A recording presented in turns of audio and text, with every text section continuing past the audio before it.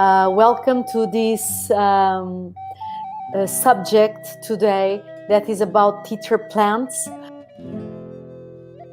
So teacher plants, for the ones that you don't know, they are plants, and I'm speaking specifically about ayahuasca that comes from the Amazon jungle. It's a plant that is a visionary plant. It's a combination of two or more plants that, when they are ingested, they take us through an inner journey through visions. What I normally call is healing and visionary plants. It's a very deep work and very ancient work, even more ancient than most of our religions. They were used by the indigenous people to connect deeper with their sense, so they could hear better, they could smell better, they could see better, but especially to clean themselves, to purge and to open these gates of perception to receive some answers. What I want to tell you that this is one of the most amazing keys for true awareness that I know. This is one of the most amazing teachers that I found in my life. This field where we work with teacher plants, we go beyond the rational mind, we go beyond the emotional body, we embrace everything, and we can go to very deep space of awareness. For example, things that we take years and years to touch in psychotherapy, because normally our ego structure and our wounds and our strategies of self-defense doesn't allow us to really confront what is there. Through the teacher plants, we have the opportunity to really see directly and experience directly what is there, what I call the soul level. It's where all the masks, all the self-defense strategies, they fall down, and we don't have any other choice than to face what is there. Sometimes can be very hard and very challenging, because we still fight with the truth, we still fight to see what the plant is trying to show us. At the same time can be so liberating, at the same time can be so creative, because we totally expand our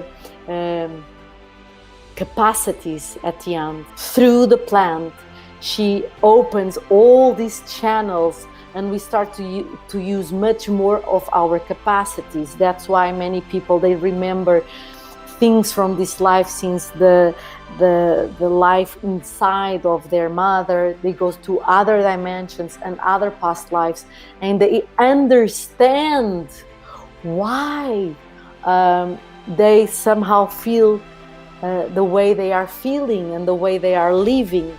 They go to momentums of their own existence, and they unlock perceptions. It's one of the most biggest awakenings that we can have in life, because we are taking through layers of conditioning, not only social conditioning and behavioral, but especially the way we perceive life. So she opens all these synapses, gates through cells, and open our relation and capacity to experience the cosmos and life itself. At the level of physical healing, what I've been working for several years, and I've been dedicating especially my time to these cases, is to people with cancer, or that they are in the final part of their lives. with the work with ayahuasca, I already saw physical healings, of course, with exams before retreats and exams after retreats. It's not from our mind that we see people that they are healed. And all the doctors that they are working with those people, normally they call that person, say how this is possible after 1 week or 1 month you have these results. And the explanation is because this medicine not only interacts at the body level, physical level, she goes into the soul level where everything started, and she goes and she starts to bring that the beginning, the center of the blockage, energetic blockage and emotional blockage that is after manifested in the physical body, to start to melt this blockage and to bring through that work like a therapist, you know, where you confront yourself, your pains, your wounds, your frustrations, your regrets, your hate, and then through that conscious work during the inner journey, she brings this work, she starts to release this blockage, energetic and emotional blockage. She starts to vibrate in the physical level.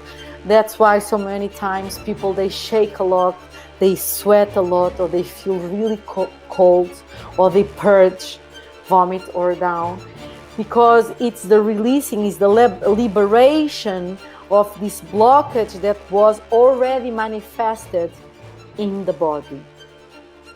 And there's very amazing results all over the world. So, of course, there's cases that they can't already support the physical healing 100%, or even sometimes not even 50%, or what the body needs to stay alive. So what we see is a very big expansion of consciousness during this work before they pass away and they leave their bodies, that they die. They are really allowing themselves to expand their consciousness and healing their emotional body, and healing the wounds, and allowing all these strong and blocked feelings to release and to liberate, and they come back to more peaceful states, and they make peace with themselves and others. They let go all the tension. They say that they feel they are much more ready to live that life. For the ones that it's not about death, it can be about, you know, just curiosity, and they want to try something new, or emotional healing, or relations, or addictions, or to find new perspectives. There are so many reasons why thousands of people are coming to this work. And my belief and what I see for myself and others is it's such a complete work. It's such a blessing, an opportunity of true changing how we feel and who we are, in a very complete existence, on the level of spirituality, on the level of emotional body, on the level of even our perception of our rational mind of life, and our physical healing. Many things that I want to say.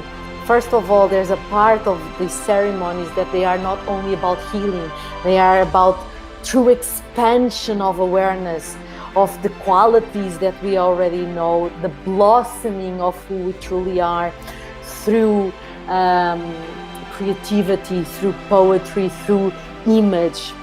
And we have access to such deep knowledge and wisdom and creativity that we can bring to our daily life. That's one thing. I'm so deeply grateful because she brings us to a place that goes beyond the mind, and she really changed our chemistry and our perception and our feelings, and she put us in the place that we can realize what is the truth. And sometimes we need to realize our darkness, our incapacity to sustain peace and love, and how we react, and the reasons why, of course. Why and why and why. This is a work that we need to take care, because it can really hurt people if they are not ready to do. So there are situations and some kind of physical and emotional and mind situations that people can't use this plant. For example, epilepsy, bipolarity, taking sleeping pills, antidepressives, people with heart problems, diabetes. There's always a way to work with them, and there's all these situations that you can't take it. Otherwise, we are putting your life in danger, and you need to have a medical interview to be sure that you are in the right conditions, and you need to ask information about the person that is the leader of the ceremonies, or the shaman, or the facilitator. The facilitator is the first channel for everything in the ceremony. So he is the responsible for a good team, he is the responsible for safetyness, and he is responsible first for his state of awareness. So you need to find a person that really works on themselves, in himself. I know that in our days, many people, they start to use these plants on others, and they don't have the right resources to do. And I know that many people confuse these sacred healing ceremonies with concerts. This is not about good music. It's not even about good singing. It's about true healing. This is one of the most precious tool that we have, if it's used in the right way, with the right person, with the right team. The true potential of these teacher plants are the liberation and healing of the human soul, and this connects us directly with existence, and that's precious and so needed in our days. So needed in our days. To have true transformation, even using teacher plants, there's a step that you need, that is putting in practice what you find for yourself in healing ceremonies. So you can go to thousands of ceremonies too, but if you don't put in practice in your daily life what you see, what you experience, you will not feel the true transformation. You need to start to change your behavior and your patterns of behavior and thoughts on daily life. And it's where meditation and it's where psychotherapy can help you a lot. The integration of all these works, it's a tremendous support for your true liberation, true healing, and freedom, true freedom from all these cages that we live in, that they are or on our unconscious levels. And only by integrating the work in daily life, you will feel that your inner life is becoming much more conscious and aware, and your relation starts to change, and the way you relate with life and with yourself starts to change. So the way I perceive this work, that many people call it shamanism, at the end, for me, it's only about consciousness. It's only about becoming what we call humans, is to become more and more our true essence, that is the recognition of I am, pure consciousness, that goes beyond the duality that we live in this physical and ecosystem experience.